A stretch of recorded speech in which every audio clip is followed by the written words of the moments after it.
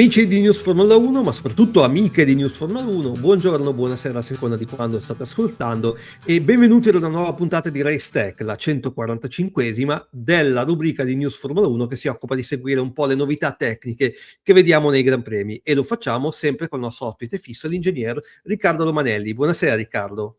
Buonasera Michele, buonasera a tutti. Ricordiamo sempre, l'ingegner Riccardo Romanelli è impiegato in Wolf Racing Cars e coautore del libro Endurance WEC dalle gruppo C ai prototipi ibridi. E passiamo subito velocemente al sommario di stasera. Stasera parleremo dell'ultima querelle tecnico-politica che contrappone Ferrari a Mercedes sul presunto trucco che avrebbe utilizzato Mercedes in alcune fasi delle prove e sembra non in qualifica, ne parleremo a breve. Poi andremo a valutare un po' le notizie e le proposte che si stanno facendo, corredate anche di alcune simulazioni fatte nei giorni scorsi, per cercare un po' di mettere a posto questa Formula 1 malata di spettacolo che stiamo vedendo, e finiremo un po' con il discorso aduo in cui parleremo anche di quelle che sono le reali possibilità, almeno secondo noi, che Ferrari abbia di rimettere un po' a posto la stagione. Ovviamente prima di iniziare vi ricordo non solo che qua sotto c'è una campanella da cliccare per seguire sempre le nostre iniziative, ma che News Formula 1 è presente un po' su tutti i social, a partire da Facebook, X, precedentemente noto come Twitter, e tutte le altre, Instagram, quelle che volete. Riccardo, partiamo subito con la prima delle domande. È di questi ultimi 2 giorni la notizia di una nuova lamentela Ferrari in merito a un presunto trucco che Mercedes potrebbe aver utilizzato. Ora, abbiamo discusso un po' dietro le quinte di questa possibilità e siamo giunti anche alla conclusione che non sia ancora ben chiaro esattamente quello che si sta facendo, e lo spiegherai meglio tu. Voglio solo introdurre quello che al momento è stato detto, ovvero sembra che un possibile utilizzo ai limiti del regolamento sia quello di uccidere, killare con uno switch il deployment elettrico della Power Unity in una condizione specifica, cioè nelle vicinanze del traguardo, diciamo 1 o 2 curve prima del traguardo, per fare in modo che da quel momento in poi si abbia un deployment completo della carica elettrica, evitando in un certo senso il super clipping, ovvero potendo dispiegare tutta la potenza elettrica nelle vicinanze del traguardo. Questo comporterebbe poi un 60 secondi di impossibilità nel procedere con la ricarica, e il motivo è questo per il quale una simile mossa si userebbe soltanto in qualifica. Questo è quello che ci sembra di aver colto dalle notizie. Ci sono però alcuni punti oscuri in questa cosa che sicuramente non ti convincono, Riccardo. Ti lascio spiegare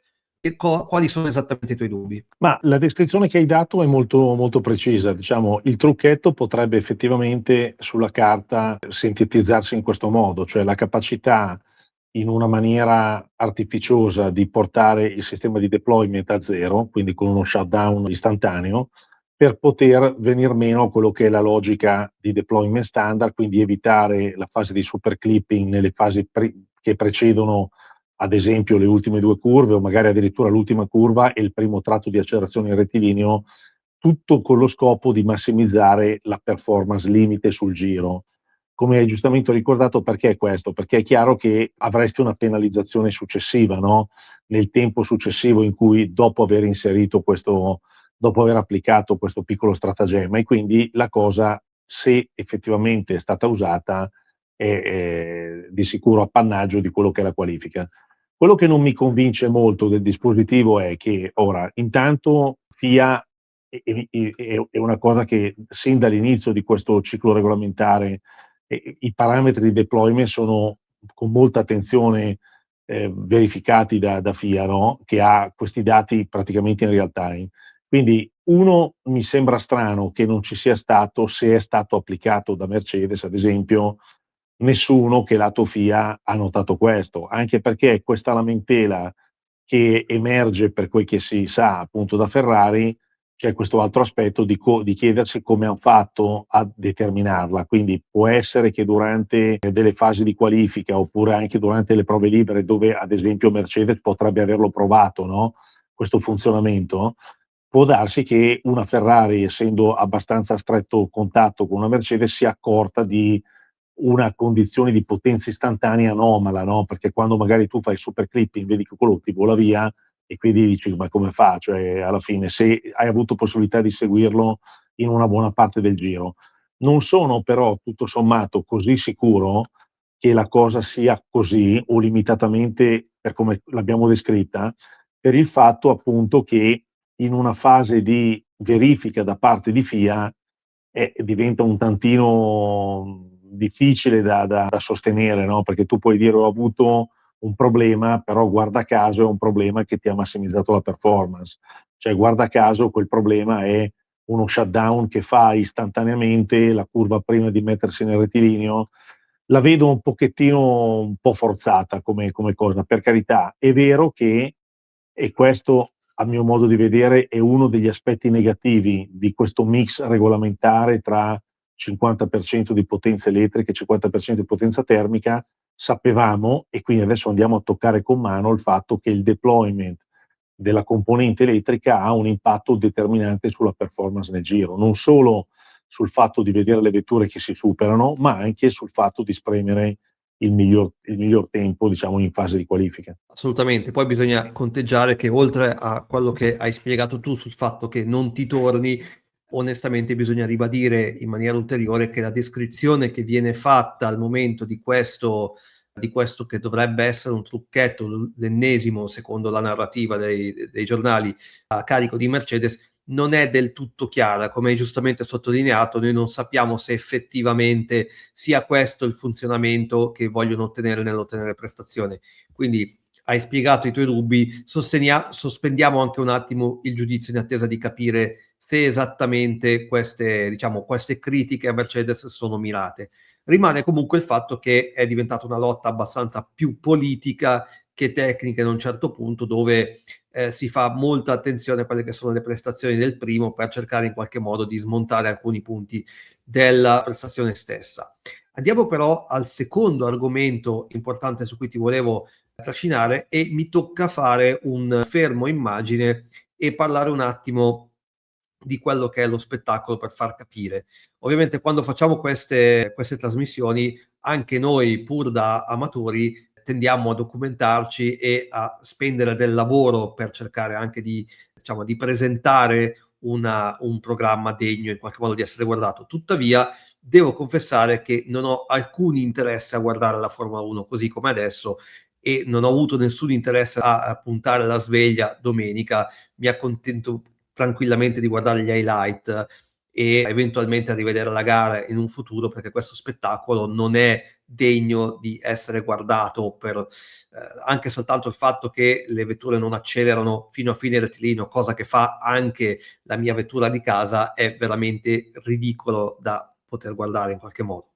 Detto questo, vorrei introdurre l'argomento che riguarda questa impressione che ho avuto io, come immagino ha avuto molti di voi, ovvero i rimedi che la FIA sta cercando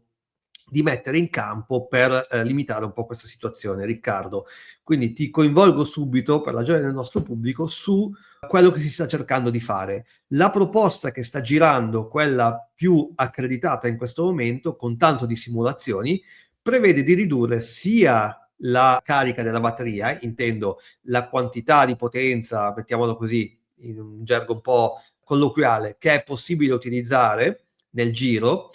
che la capacità di ricarica. L'obiettivo di questa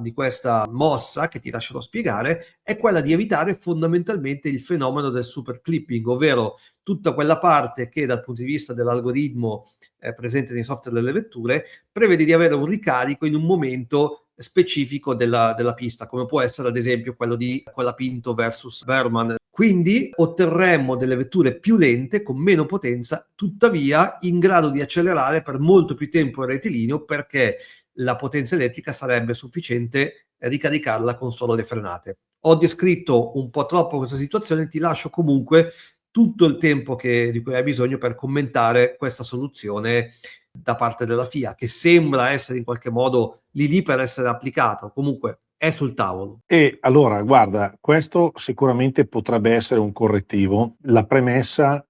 doverosa è che comunque a questa fase del campionato la FIA si sta già con impegno dedicando a trovare dei correttivi, e quindi questo in qualche modo la dice lunga sul fatto che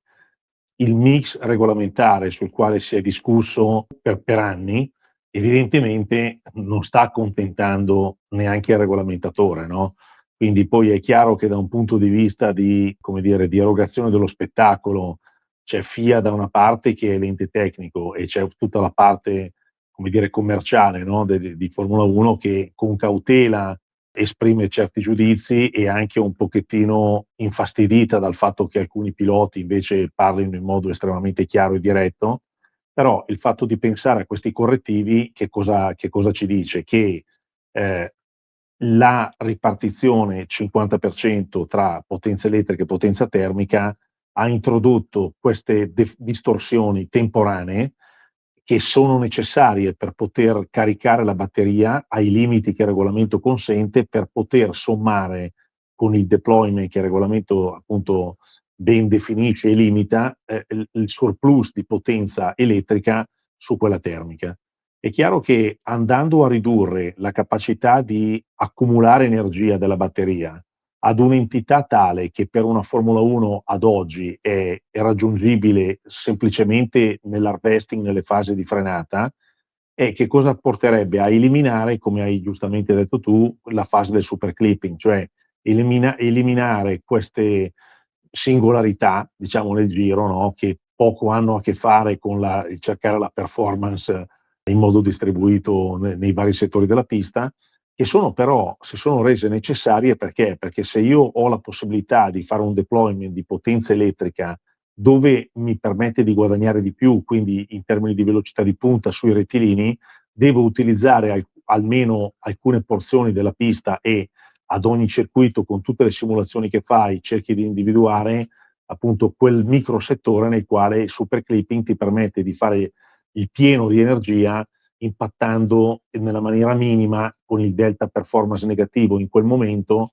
compensato ampiamente dal deployment di energia elettrica maggiorata che fai nelle fasi più importanti, no? Nelle posizioni più importanti del circuito. Quindi questa variazione che è in discussione andrebbe a ridurre, se non eliminare totalmente, ma comunque ridurla in una maniera importante, questa singolarità del super clipping. Questo che cosa comporterà però da un lato? Una riduzione della potenza totale, e non dimentichiamoci che comunque se per un attimo accantoniamo l'aspetto termico, l'aspetto elettrico, cioè stiamo pensando a dei motori termici che sono, come qualcuno ha detto, dei motorini, perché comunque e per cilindrata e per potenza specifica, cioè stiamo veramente per essere una Formula 1 sotto quello che è il livello medio che ormai le categorie più di punta del motorsport hanno raggiunto. Quindi questo è un po' un correttivo necessario per evitare che in determinati momenti ci siano delle cose assurde e pericolose, come quello che purtroppo abbiamo visto a Suzuka, no? Argomento del quale si parlava lungamente, e io per questo onestamente mi permetto di dire che da un punto di vista progettuale FIA ha avuto il merito negli ultimi 25 anni, diciamo dal 94 in poi costantemente, no? Per i fatti tragici che ciascuno di noi appassionati ricorda, ha avuto il merito di, con insistenza, di vincere tutte le resistenze dei costruttori, perché migliorare la sicurezza delle vetture vuol dire complicarne la progettazione, vuol dire inasprire i test di omologazione, vuol dire quindi fare prove, sostenere dei costi, fare degli investimenti, tutto nella direzione di migliorare la sicurezza per i piloti, cosa che è avvenuta costantemente e ci ha permesso negli ultimi anni di vedere degli incidenti, diciamo, estremamente spettacolari dal punto di vista della devastazione della vettura, senza conseguenze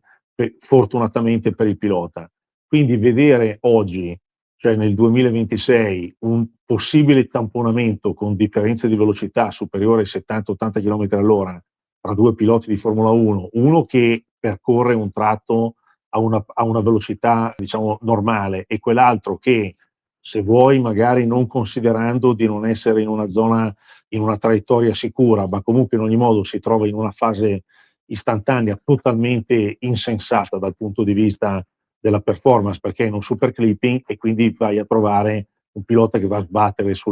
va a sbattere contro le barriere perché perde il controllo per schivare la vettura andando sul prato. Ecco, diciamo che questa cosa qui io penso che non è solo una questione di spettacolo, ma credo che FIA si sia resa conto del pericolo che questo discorso potrebbe introdurre. E l'abbiamo visto in una pista ad alta velocità, pensiamo per un attimo a quante altre piste di questo tipo potremmo trovare, no? Cioè, il campionato è solamente all'inizio. Detto questo, probabilmente la cosa potrebbe rimettere a posto queste singolarità,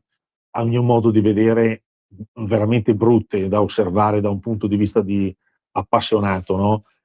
Non so se questo è sufficiente, probabilmente lo è, ma comunque mi fa pensare che è una ridiscussione un po' tout court, se vogliamo, dello spirito di questo nuovo corso del regolamento. Certo, rispondo adesso a un commento di qualche settimana fa che mi diceva che di certo noi non abbiamo vetture con 500 cavalli, diciamo quando anch'io avevo parafrasato Binotto parlando di motorino. Tuttavia domando a tutti voi appassionati se non vi sorprendiate un pochettino quando vedete passare per strada, e succede a ognuno di noi, una Porsche RS3, quella RS3, e sapete che quella vettura ha più cavalli di quello che ha una Formula 1. A me sembra un po', come posso dire, mi lascia un po' perplesso. Terrò comunque la domanda breve perché altrimenti dopo chi li sente, chi li legge i commenti. Riccardo, tutto bello quello che hai detto, però dobbiamo introdurre anche un altro fattore. Noi, come tanti altri per la verità, da queste parti, marzo dell'anno scorso, aprile dell'anno scorso, già parlavamo di quanto potesse essere mortificante la situazione in cui a metà rettilineo la velocità cala perché è finita la carica elettrica o situazioni di questo tipo. Possibile che la FIA, che discute di questo regolamento da 4-5 anni, non abbia potuto prevedere certi casi, una cosa del genere? Davvero? Cosa ne pensi? Questo mi lascia molto perplesso. Ti dirò molto perplesso perché comunque oggi, e la cosa è stata introdotta per prima nell'ambito dell'endurance ai tempi dell'LMP1, la parte diciamo di componente ibrida ha richiesto a tutti i costruttori e tutti i team diciamo di specializzare i propri codici di simulazione che ciascuno si autocostruisce partendo magari anche da basi commerciali, no, se vogliamo, per poter ovviamente fare l'ottimizzazione dell'uptiming tenendo conto anche di tutto quello che è l'aspetto ibrido/elettrico. Quindi è chiaro che nel momento in cui una Formula 1 decide di andare in una direzione che era quella 3 anni fa, in qualche modo sventolata con vigore, soprattutto in Europa, no, se vogliamo, di questa direzione appunto di elettrificazione massiccia, ecco, mi fa pensare e mi lascia perplesso il fatto che appunto questi aspetti, che erano da un punto di vista qualitativo prevedibili, non siano stati oggettivati in modo sufficientemente accurato, a quanto pare, in simulazioni che la stessa FIA era in grado di fare, comunque coadiuvata anche dalle prime risultanze sperimentali, cioè numeriche che i vari team si facevano, no? Nella fase di valutazione quantomeno del regolamento. E quindi questa leggerezza, secondo me, è quella che in questo momento sta costringendo come contraltare FIA a correre un po' ai ripari. Sì, forse nessuno di loro aveva visto che durante le omologazioni, durante i test, una BYD o una Tesla riesce a fare a malapena un giro al Nürburgring, pur avendo ottime prestazioni, ma una Panda ne fa 5 o 10 mantenendo le stesse prestazioni per tutto il tempo. Ma vabbè. Andiamo invece a introdurre l'ultimo blocco con una discussione che ci sta un po' cara, però a malincuore, ovvero il cosiddetto ADUO e quello che comporterà. Riccardo, si parla tanto di questo ADUO e della sua applicazione con la possibilità non malcelata da tanti commentatori e da tanti giornali che tutto ciò si risolve in qualche modo in un vantaggio Ferrari che possa in qualche modo riequilibrare la situazione in termini di power unit. Tu cosa ne pensi? abbiamo avuto un lungo confronto su questa cosa. So che hai dei dubbi molto chiari su queste situazioni, puoi di inoltrarli anche un po' al nostro pubblico? Ma allora, questo è un altro elemento che contraddistingue questo nuovo ciclo regolamentare, che per certi versi non comprendo fino in fondo, perché comunque sono anni che per quanto riguarda la Power Unit, da un punto di vista del regolamento tecnico, si è sposata la causa del congelamento, no? Del frizzare quello che è un po' lo stato di progettazione delle parti, dei componenti, proprio con l'obiettivo di minimizzare i costi complessivi e tenere tutto sommato i conti in ordine per rimanere all'interno di un budget cap che fa sì che i team che diciamo sono interessati ad entrare in Formula 1 lo fanno più a cuor leggero, perché in qualche modo, come dire, nel business case che ne viene fuori sai quanto vai a spendere e sai anche quanto potresti incassare, diciamo, da tutto il complesso che la Formula 1 comunque fornisce ai team, no? Detto questo, da un punto di vista prettamente tecnico, è chiaro che nel momento in cui, su una base pseudo semestrale, diciamo, si apre l'opportunità per un team che viene visto come quello che, ad esempio, nell'ambito Power Unit ha un piccolo deficit rispetto a chi sta dominando o comunque chi è davanti, questo ti dà la possibilità di introdurre degli sviluppi. Però io non lo vedrei onestamente questo aspetto come una panacea che risolve tutto, no, perché in qualche modo tutti hanno progettato le Power Unit e tutti hanno nel cassetto degli sviluppi, perché quando finisce il tempo, al di là di quello che è diciamo, l'aspetto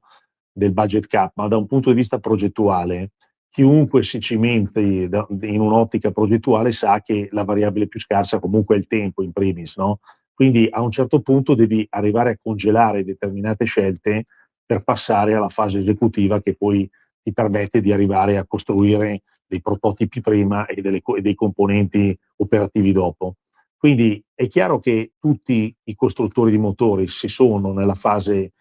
lasciati a latere nella fase di progettazione quelle aree nelle quali con un pochettino più di tempo e con un pochettino più di risorse puoi esprimere qualcosa, no? Vuoi da un punto di vista diciamo, di erogazione, vuoi da un punto di vista di efficienza del processo di combustione, vuoi per quello che riguarda la parte prettamente, diciamo, di potenza massima e via così.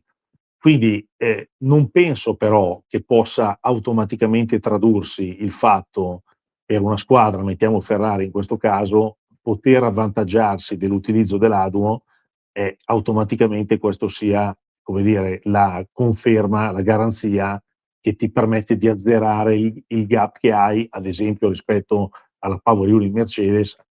ammesso che ci sia una certa differenza che è anche abbastanza difficile, se vogliamo, da quantificare. E questo è l'altro aspetto che mi lascia abbastanza perplesso, no? Perché quando parliamo di Power Unit ci sono delle questioni di prestazione, ci sono delle questioni di affidabilità che non è solo problematiche nell'arco della singola gara, ma è capacità della Power Unit di esprimere determinate, come dire, caratteristiche tecniche, considerando che c'è un numero limitato di Power Unit con il quale affrontare tutta la stagione, così come c'è dei turbocompressore, delle batterie, eccetera, eccetera. Quindi sicuramente è un'opportunità, ma come tutte le opportunità non è che si accompagnano con una certezza. Certo, ma oltretutto una domanda, ma cioè, abbiamo avuto un sacco di notizie sui giornali relative a una potenziale sviluppo Ferrari partito già sul finire dell'anno scorso e soprattutto inasprito nel momento in cui si sono avute le notizie sulle prime indiscrezioni che volevano la combustione Mercedes essere diversa dalle altre, sul fatto che Ferrari avesse già pronto o stia preparando per Miami una power unit dalle prestazioni simili e dalle soluzioni simili. Tu pensi che sia una cosa possibile? È anche una cosa che a mio parere ha qualche problema dal punto di vista della narrativa, perché ci hanno detto per tutto il tempo che è un qualcosa di irregolare contro lo spirito del regolamento che è vietato in tutte le salse, eppure le notizie dicono che stanno copiando questa soluzione. Ti sembra possibile? E soprattutto ti sembra possibile che ci sia stato già il tempo per modificare una Power Unity in quel senso? Ma guarda, probabilmente il tempo per introdurre una furbata come quella di cui abbiamo lungamente discusso ancora nelle fasi finali diciamo prima del campionato da parte della Power Unit Mercedes può anche darsi di sì. Però anche qui bisogna comunque, come dire, sposare una linea ed essere conseguenziali, no, perché da una parte tutti stanno attendendo l'arrivo di giugno, perché a questo punto molti sono convinti che passando quel giro di boa Mercedes smetterà di avere il vantaggio della Power Unit e verrà inglobata, diciamo raggiunta dalle altre squadre. E da un altro lato qui stiamo dicendo invece che un team come Ferrari, che lato Power Unit probabilmente ha un piccolo deficit, cioè vorrebbe mettere in pista questa soluzione per fare che cosa? Per poi sapere che nel momento in cui FIA, d'accordo con i team, introdurrà un nuovo criterio di verifica del rapporto di compressione, farà sì che se effettivamente c'è questa differenza che tutti hanno sbandierato e che tu a questo punto vuoi raggiungere a tutti i costi sfruttando i gettoni dell'ADUO, una volta che l'hai implementata e vedi che ti dà il vantaggio, ti porti vicino al tuo avversario, fatto salvo poi perderla tu come la perderà lui nel momento in cui entrerà in vigore il nuovo criterio di verifica, no? Non lo so, io penso che in questa fase la mia opinione è che si stanno facendo molte chiacchiere, che hanno poco fondamento da un punto di vista tecnico, secondo me. Certo, alla fine è pur sempre un po' una narrativa che dobbiamo vedere, dove porterà e dove andrà a finire. Bene Riccardo, anche per questa settimana abbiamo trattato un po' grazie a te, un po' le notizie più interessanti, almeno quelle dal punto di vista tecnico che abbiamo visto. Io comincio subito nel ringraziarti, ma non prima di aver ricordato ancora che qua sotto c'è una campanella da cliccare per essere sempre informati sulle nostre iniziative, la nuova funzione che prevede di dare punti hype a un video, anche quello vi chiediamo di darci un'occhiata e di accordarci una preferenza se ne siete in qualche modo interessati. Poi abbiamo una bella spolliciata con il pollice su per farci capire se questo video è piaciuto, e i commenti, in questo caso sono particolarmente interessato a quello che direte, soprattutto mi piacerebbe sapere cosa ne pensate A dell'ADU e B del secondo argomento di cui abbiamo parlato, perché forse è la cosa più importante per quelli come voi che sono appassionati di Formula 1 ma per davvero, ovvero la soluzione che si sta vagliando in questo periodo, quanto vi può interessare o quanto vi potrebbe riavvicinare a una competizione sana e vera come quella che abbiamo visto tutto sommato gli altri anni, con tutti i limiti del caso. Quindi Riccardo, grazie mille anche per quello che ci hai spiegato anche stasera. Grazie a te Michele e grazie a tutti quelli che ci seguono. E ricordo come sempre che se nonostante tutto quello che abbiamo provato a fare per rendere interessanti queste trasmissioni ancora non volete seguirci, stavolta non vi succederà niente perché la Formula 1 sinceramente fa troppo schifo. Ciao a tutti.